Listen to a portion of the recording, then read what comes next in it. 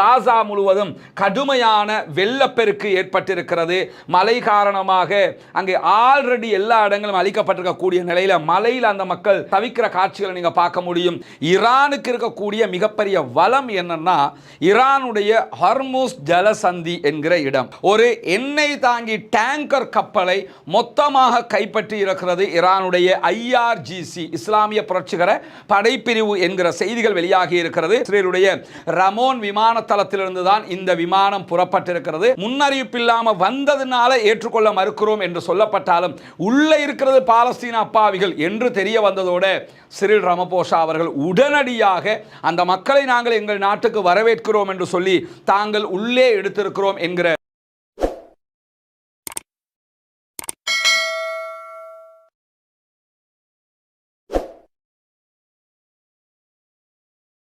அன்பிற்கினிய சகோதர சகோதரிகளே, நம் அனைவர் மீதும் ஏக இறைவனுடைய அமைதியும் கருணையும் உண்டாகட்டுமாக என்கிற உயரிய பிரார்த்தனைகளோடு பாலஸ்தீனத்தினுடைய காசா பகுதிகளில் இஸ்ரேலிய ஆக்கிரமிப்பு இராணுவம் கடந்த 2 ஆண்டுகளாக நடத்தி வந்த மாபெரும் யுத்தம் முடிவுக்கு வந்து இன்றோடு 36வது நாளாக இருக்கக்கூடிய இந்த தருணத்தில் என்னவெல்லாம் நடந்திருக்கிறது, காசாவையொட்டி சர்வதேச நிலப்பரப்பிலே என்னவெல்லாம் நடந்து கொண்டிருக்கிறது என்கிற செய்திகளைத்தான் இன்றைக்கும் நாம் பார்க்க இருக்கக்கூடிய இந்த தருணத்தில் இன்றைக்கு வெளியாகி இருக்கக்கூடிய முக்கியமான செய்திகளில் முதன்மையானது என்னன்னா, நமக்கெல்லாம் தெரியும் காசாவினுடைய வாருக்கு நடுவில் இஸ்ரேல் ஈரானுக்கு இடையில் ஒரு 12 நாள் யுத்தம் நடைபெற்றது.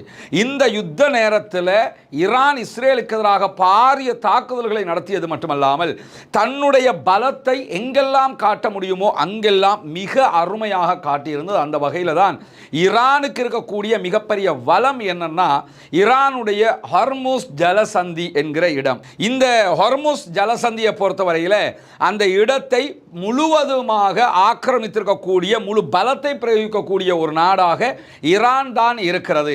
ஆனால் ஈரானுக்கு மேற்பரப்பை நீங்கள் பார்த்தீங்கன்னா ரைட் ஹேண்ட் சைடில் ஈரான் இருக்கும், லெஃப்ட் ஹேண்ட் சைட் முழுவதும் அரபு நாடுகள் இருக்கும். கத்தார், குவைத்து, பஹ்ரைன் எல்லா நாடுகளும், UAE உட்பட எல்லா நாடுகளுடைய கடற்பரப்பும் லெஃப்ட் ஹேண்ட் சைடில் எல்லையில் வரக்கூடியதை நீங்கள் பார்க்க முடியும். இப்படியான சூழல்ல கத்தாராக இருந்தாலும் UAE ஆக இருந்தாலும் எந்த அரபு நாடுகளாக இருந்தாலும் கடல் வழியாக அவர்களுடைய எண்ணெய் வியாபாரத்தை ஹர்முஸ் ஜலசந்தியை தாண்டித்தான் செய்து கொண்டிருக்கிறார்கள் என்கிற நிலையில் ஈரானுடைய ஹர்முஸ் ஜலசந்தி பகுதிகளில் பயணித்த ஒரு எண்ணெய் தாங்கி டேங்கர் கப்பலை மொத்தமாக கைப்பற்றி இருக்கிறது ஈரானுடைய IRGC இஸ்லாமிய புரட்சிகர படைப்பிரிவு என்கிற செய்திகள் வெளியாகி இருக்கிறது.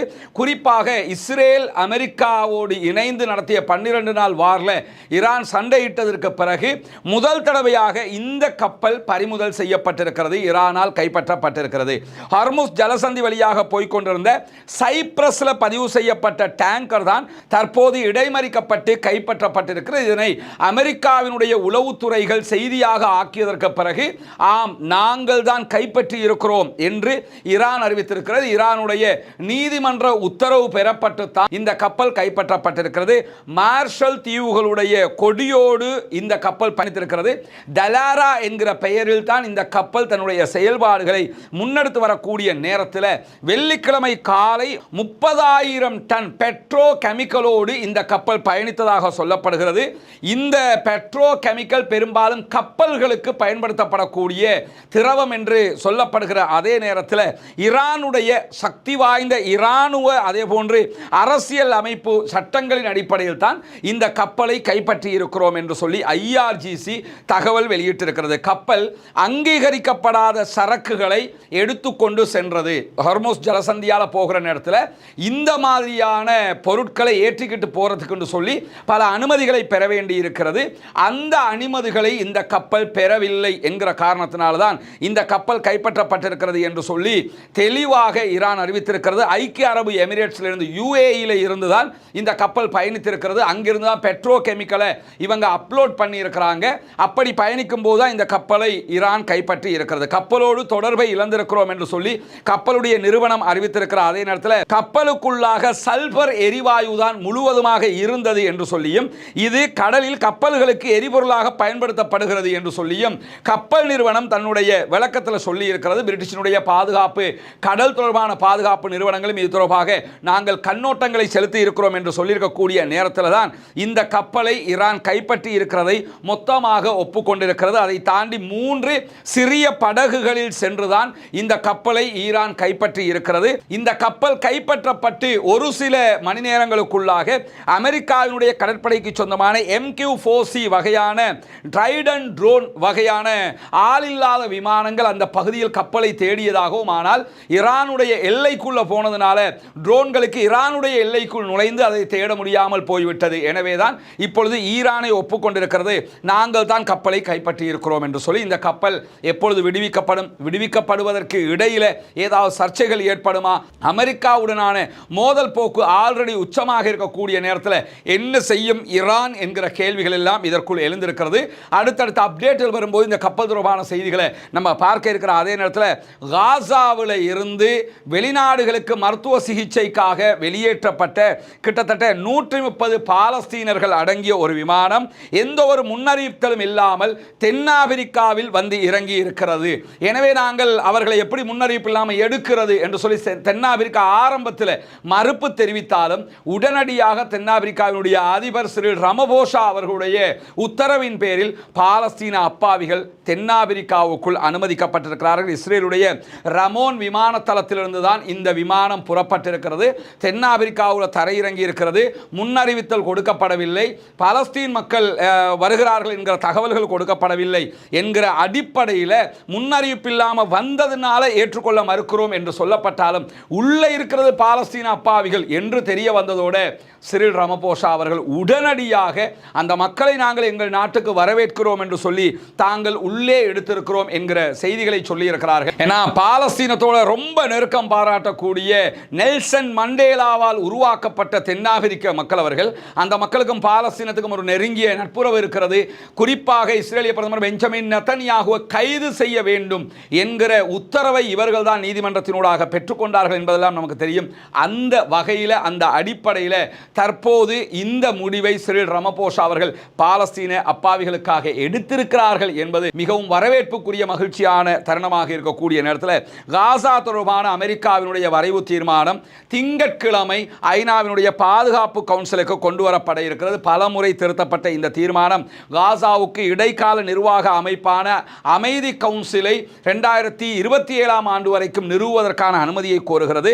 தற்காலிக சர்வதேச உறுதிப்படுத்தல் படையொன்றை காசாவுக்குள் நிறுவ வேண்டும் என்றும் இந்த வரைவு தீர்மானம் சொல்லுகிற நிலையிலே ஏற்கனவே நம்ம சொல்லியிருக்கிறோம். சீனாவும் ரஷ்யாவும் இதை ஏற்றுக்கொள்ள மறுத்துக் கொண்டிருக்கிறார்கள். எனவே திங்கட்கிழமை வாக்களிப்பின் போது சீனா அல்லது ரஷ்யா வீட்டோவை பயன்படுத்தினால் இந்த தீர்மானத்தை ஏற்றுக்கொள்ள செல்லுபடியற்றதாக மாறிவிடும் என்பதையும் நம்ம புரிந்து கொள்ளுகிற அதே நேரத்தில் மேற்கு கரையினுடைய அக்கபா பகுதியில் பாலஸ்தீன மக்களுக்கும் இஸ்ரேலிய படைகளுக்கும் இடையிலான மோதல் ஒன்று இன்றைக்கு நடைபெற்றிருக்கிறது.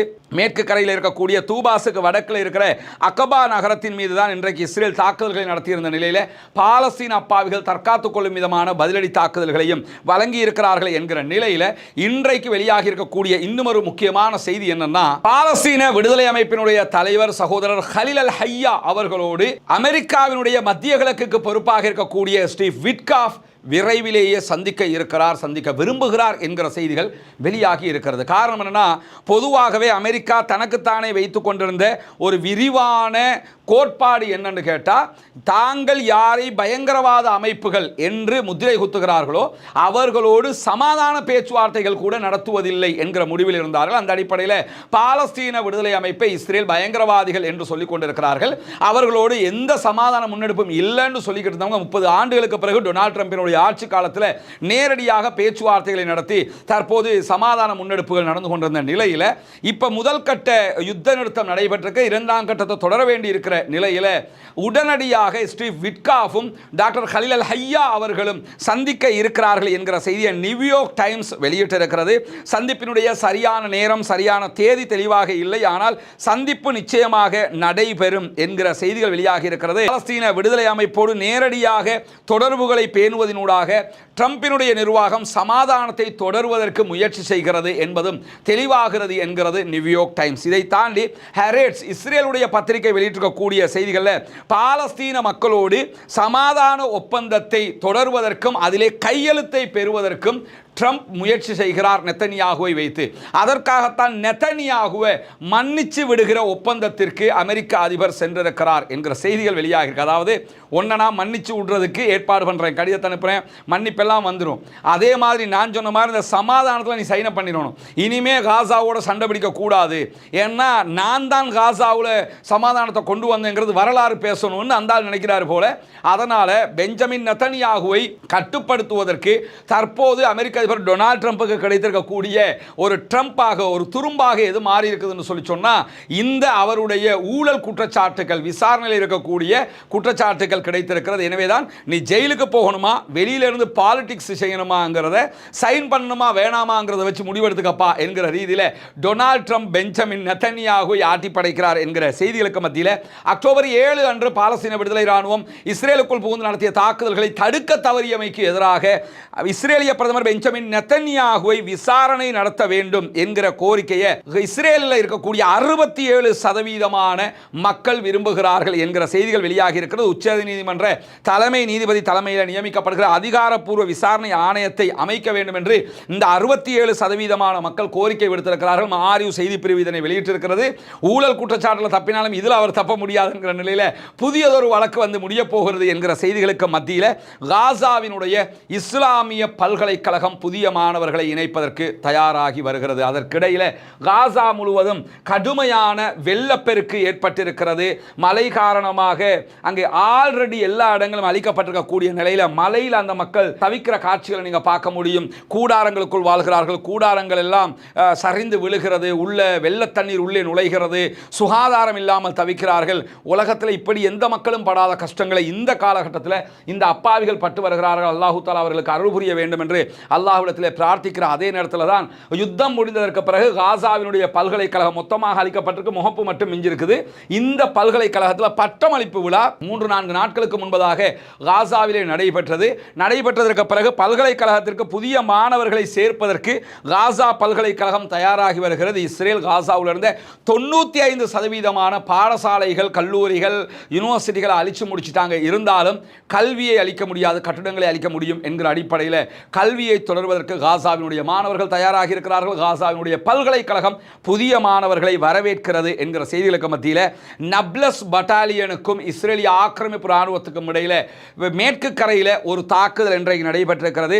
பழைய அஸ்கார் அகதிகள் முகாமில் நடத்தப்பட்ட சோதனையின் போது இஸ்ரேலிய ஆக்கிரமிப்பு ராணுவம் பாலஸ்தீன அப்பாவிகளை அநியாயமாக தாக்குதல் நடத்தி அழிப்பதற்கு முற்பட்ட நேரத்தில் தான் அவர்களுக்கு இடையில் பாலஸ்தீன விடுதலை அமைப்பினுடைய நப்லஸ் பட்டாலியன் தாக்குதல்களை நடத்தி இருக்கிறார்கள் என்கிற செய்திகள் வெளியாகி இருக்கக்கூடிய நேரத்தில் இன்றைக்கு வெளியாகி இருக்கக்கூடிய இன்னும் ஒரு கவலைக்குரிய செய்தியான ஒரு செய்தி என்னன்னு கேட்டால், பாலஸ்தீனத்தினுடைய ரஃபா பகுதிகள் தற்போது இஸ்ரேலுடைய கண்ட்ரோலில் இருக்குது.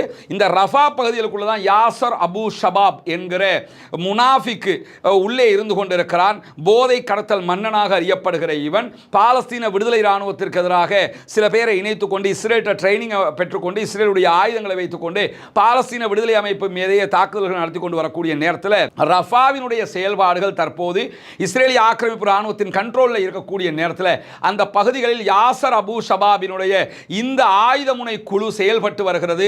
அவர்கள் சுதந்திரமாக நடமாடுகிறார்கள், செயல்படுகிறார்கள் என்கிற கவலைக்குரிய செய்திகளும் வெளியாகி இருக்கிறது. இஸ்ரேல் உள்ளுக்குள்ளேயே ஒரு சண்டையை மூட்டும் விதமாக பாலஸ்தீன விடுதலை அமைப்புக்கும் யாசர் அபு ஷபாபினுடைய இந்த குழுவுக்கும் இடையில் ஒரு சண்டையை உண்டாக்கி வர்றதுக்கு பல முயற்சிகளை செய்து வந்தாலும் பாலஸ்தீன விடுதலை அமைப்பு இவர்களை சரணடைய சொல்லி இருக்கிறது. சரணடையாத பட்சத்தில் அவர்களுக்கு மரண தண்டனை விதிக்கப்படும் என்று பல பேர் கைது செய்யப்பட்டு மரண தண்டனையும் விதிக்கப்படக்கூடிய சூழலில் தான் இந்த செய்திகளும் வெளியாகி இருக்கிறது. பொறுத்திருந்து பார்ப்போம் என்னவெல்லாம் நடக்கிறது என்பதை.